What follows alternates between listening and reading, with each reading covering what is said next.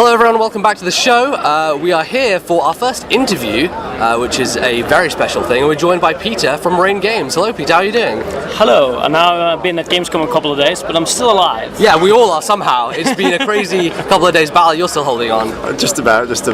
Yeah. The games keep me going. Yeah. So Peter, you're here showing off World to the West on Wii U currently, which is very cool. I always like to see giving some preference to Nintendo platforms. For people who don't know, maybe give them a little bit of a pitch on what World to the West is, how it relates to your previous game, Teslagrad, and all of that stuff.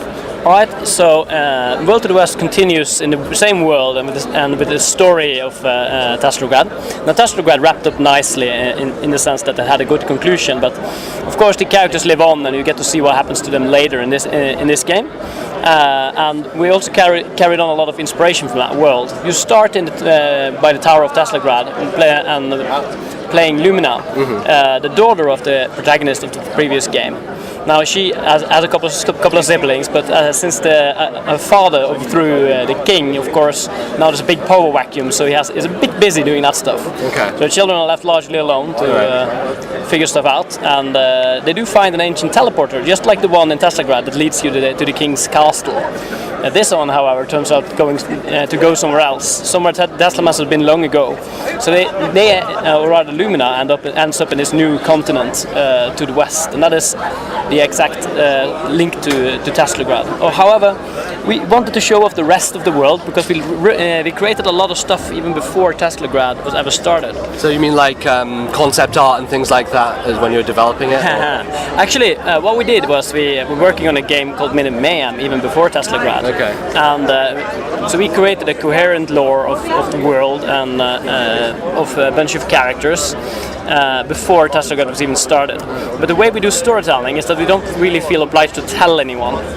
So we only show bits and snippets of the world when we feel it is appropriate. Yeah, so one of the ways you did storytelling in Teslagrad was those plays that you came across and kind of not necessarily explicit narrative, but giving you like blinks of the past and things that had happened. Yeah, so in Teslagrad the story was actually sort of planned out in 3 layers. It's what happens now, sort of what the characters do. There's a narrative of the current, and everybody sort of goes on board with that. Then there's the narrative of the past, how did everything get like this? And that is the plays and the collectible cards and all the pictures and things that are explicitly sort of there to tell you. And the 3rd layer is the fact that we put a lot of thought into all the details, like statues that aren't explained or rooms and how they got that way. And that 3rd layer, or even like we created our own alphabet. Oh wow! We based it on Norwegian language to make it hard on everybody. That's good.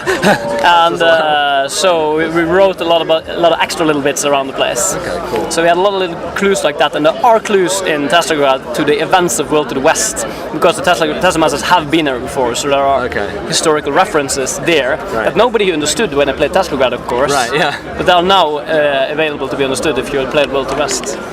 Obviously, World to the West is a very different game, but what made you want to change the formula so much? I'm talking about the camera, the gameplay, it's all completely different, but like you said, it kept the same story, same characters. Going from 2D to 3D basically. Yeah. So something good in our opinion is usually the combination of something familiar and something new. So the familiar elements, if you're going to keep the characters around and the world around and keep everything going like that, then the gameplay has to really change. If not, it's very easy to make a sequel that is sort of a collection of all your second best ideas. Okay, yeah. So of course, from Teslagrad we had a lot of stuff we kept out, things that didn't make it to the cut when we had to make the game finish and stuff like that. It was like a large book, and everybody wanted to make that into the sequel, and I went like, yeah, but there's a reason why these didn't make it. Yeah. They're all like not quite as good as the other ideas. So I sort of got a very good idea of how many sequels turn out the way they do. Yeah. And decided not to make that game.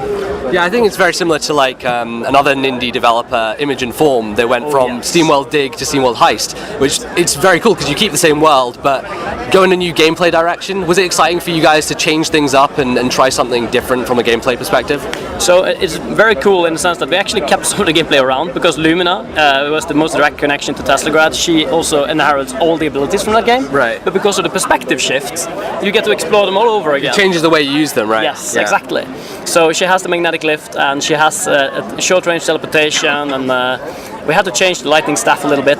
Her father's stuff is unique, though. If you put something on the top of Tesla Tower in more or less a perpetual thunderstorm to charge up for something like 60 years, it'll be different. Yeah.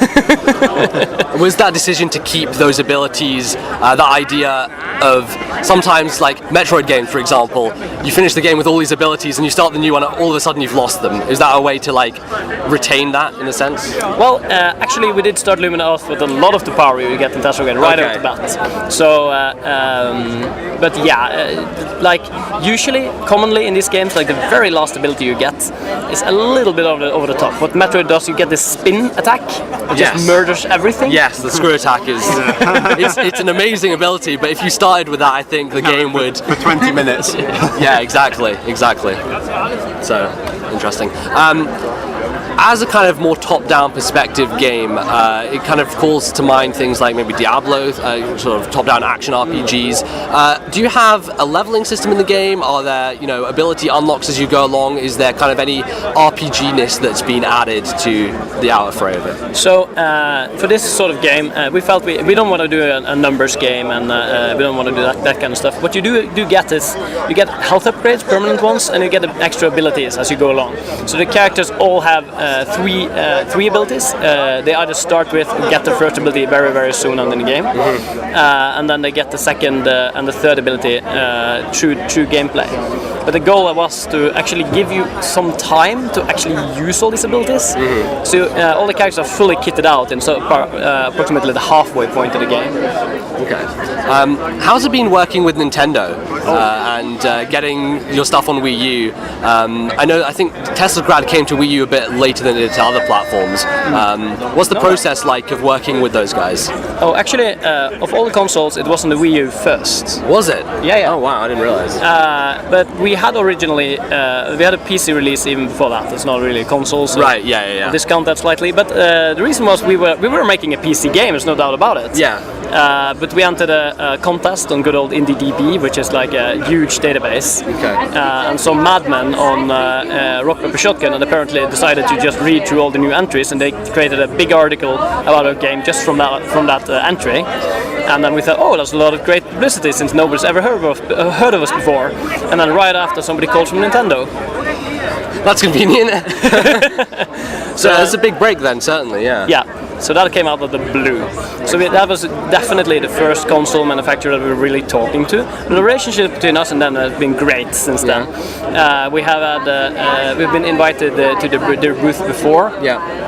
Actually, like monetizing on console sales on digital, without a doubt, the Wii U has been the most profitable. Yeah, I think the thing with, especially platforms like Wii U and Vita, they have very small install bases, but those people who own those systems are very dedicated and they will buy a lot of software. So you find like the attach rate is very high and people are very kind of dedicated. And also when you have like a smaller marketplace, it allows for you to stand out a bit more, and then obviously Nintendo can help promote you and things like that. Yeah. Have you been approached to do like Nintendo Direct stuff before? Have you worked with them with that? We have been, we've had our trailers on Direct. Yeah. They've never actually been on there to speak yet. Okay, yeah. We would love to do that with World to the West, though. Sure, yeah. So let's hope we don't get too close to a lot of NX announcements. Yeah, exactly. And is your NX dev kit in the mail on the way? Oh, I wish it was.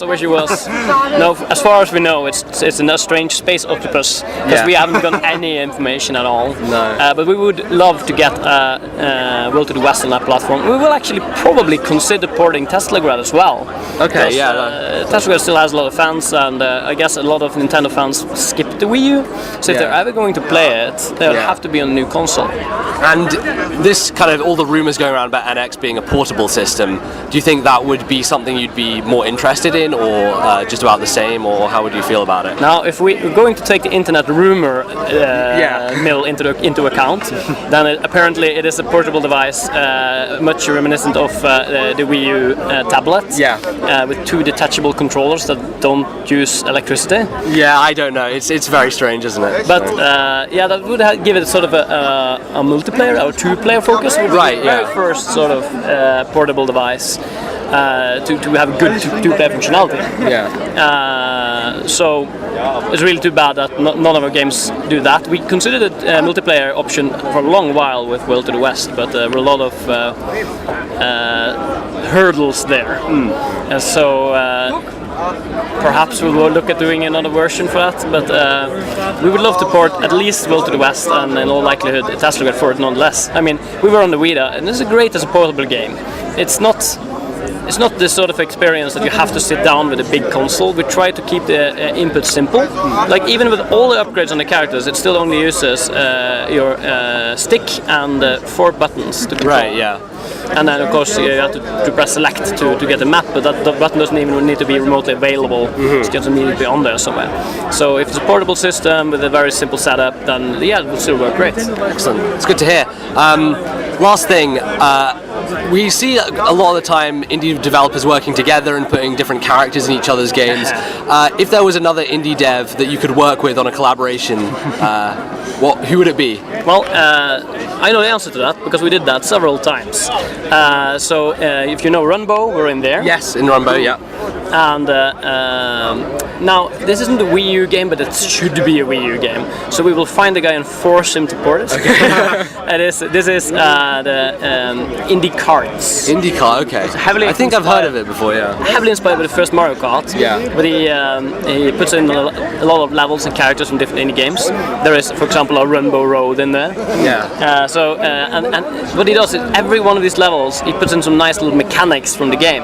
So there's a Taslograd level in there where the magnetic beams sort of exist, so you can sort of float up with your cart or down on these things based on the polarity. And in Runbow, the background changes colors and part of the road disappears based on that. That's very cool. Nice. And then I guess finally, when is World to the West coming out on Wii U? The first quarter of next year is what we're aiming for right now. There's still a lot of stuff to iron out, but all the stuff is there in spirit. So yeah, I think we'll manage to make that. Excellent.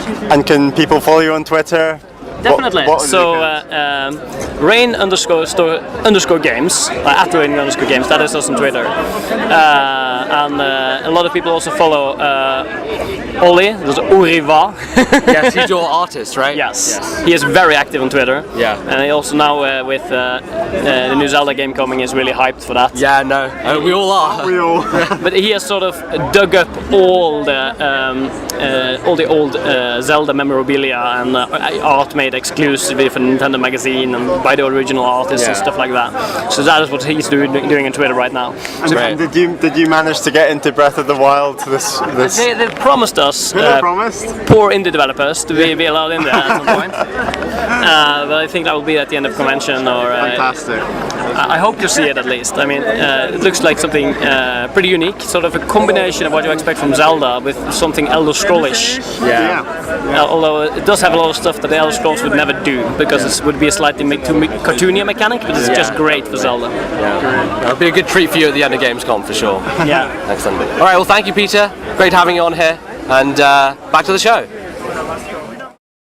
If you enjoyed this discussion and would like to hear more, consider subscribing to us on YouTube and following the podcast playlist. You can also find us on iTunes and various other places. Follow us on Twitter at TNL Podcast and email us thisnintendolife@gmail.com. Thanks for watching. We'll see you next time.